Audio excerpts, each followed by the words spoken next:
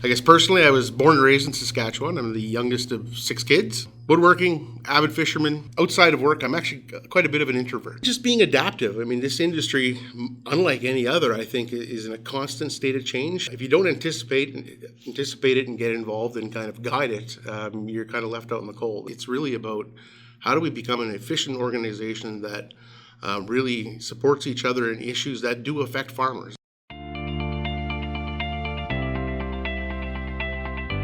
Chris Churko can be described as a lot of things. Breadwinner, husband, father, son, introvert, and as a self-described tinkerer, he likes to take things apart to figure out how they work.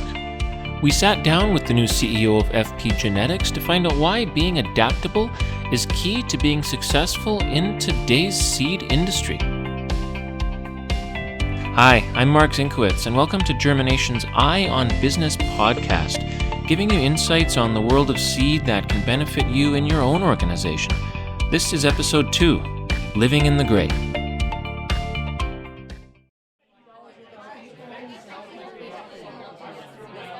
It's a snowy day in downtown Calgary.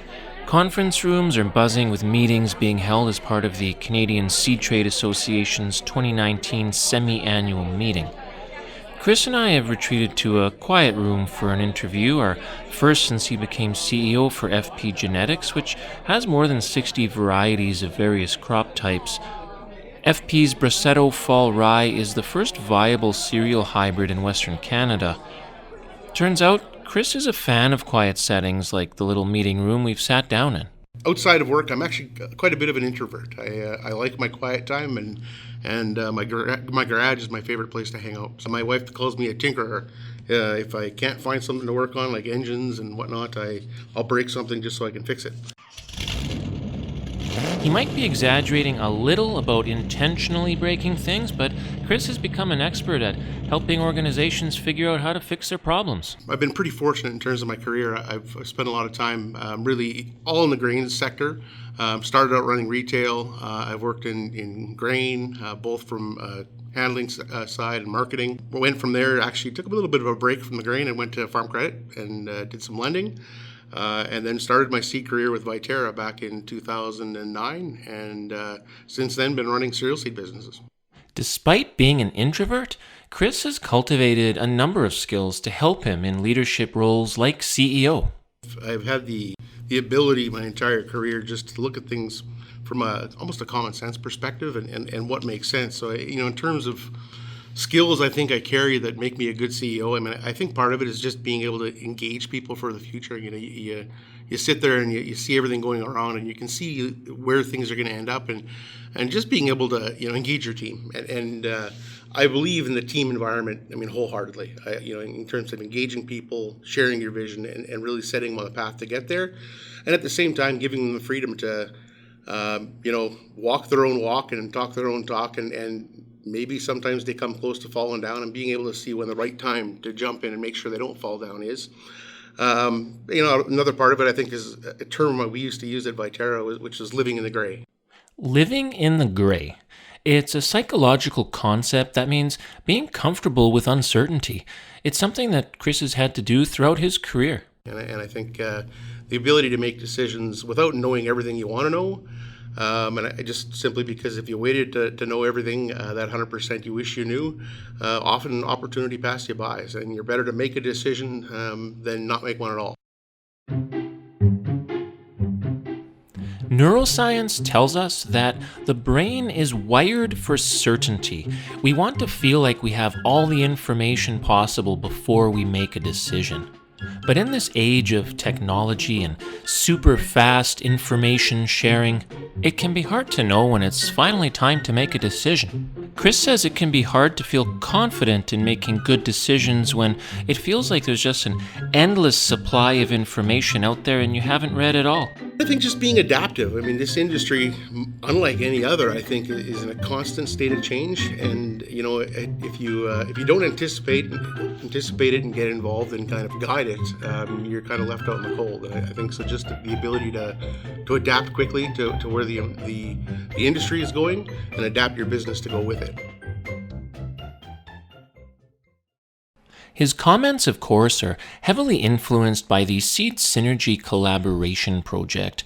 The seed industry in Canada is going through a huge amount of change right now as it works to design a next-generation seed regulatory system for the country, a part of which is a single national seed organization. To get the entire seed industry aligned to 6 or 7 points that are key, that's an accomplishment in itself. And I think when you look at the white paper and what we're trying to accomplish, it just makes sense. It's about better service delivery. It's about efficiency.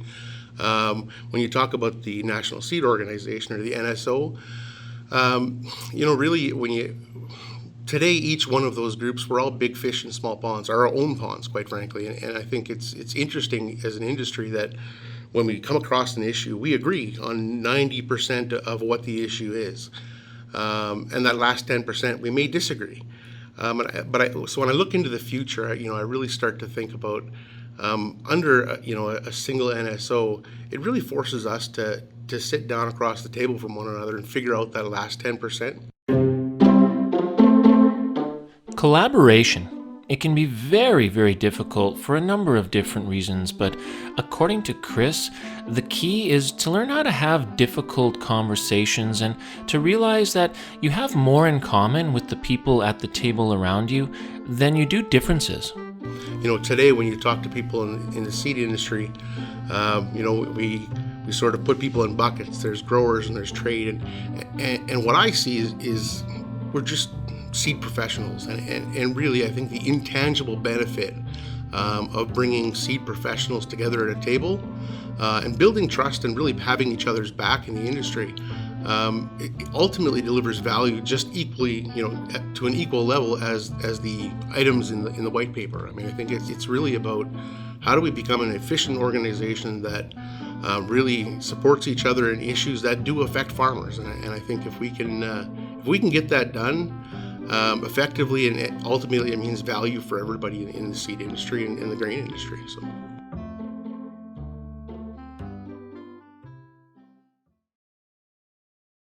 Seed and grain, they're often thought of as two different things, but for Chris, they are inextricably linked.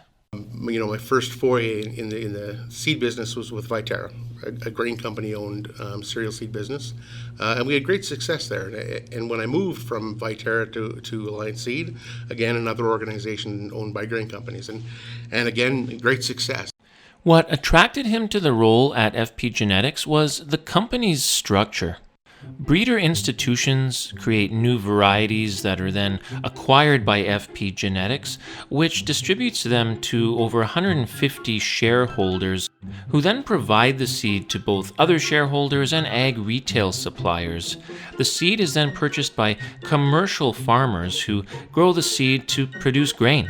It's my first opportunity really to go work with what the producers see as their trusted advisors in cereals. I mean, this is 160 seed grower owners that are your neighbors, they are your friends, and they are your cereal seed experts. And the idea the opportunity to go work with them strategically, as you see all this change with seed synergy and everything else in the marketplace, it was just too attractive to pass up. And so the ownership itself makes it a very unique organization. And over the last few years, things we've added R&D capacity, so that it's not just about acquiring varieties and getting out there. It's trying to learn about them and share that knowledge with both our shareholders and farm customers.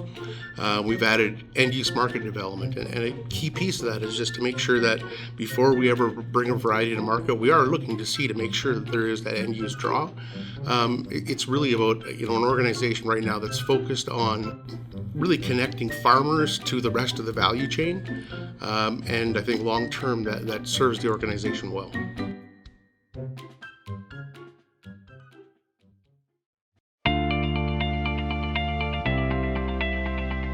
For Chris, connecting farmers to the rest of the value chain and thinking bigger than just standard commodity agriculture is the future.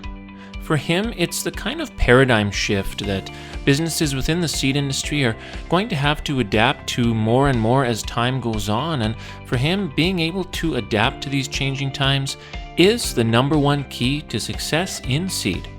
organizations that are typically relatively slow to change, in the next 5 years really have to be quite agile to make it through this unprecedented level of change.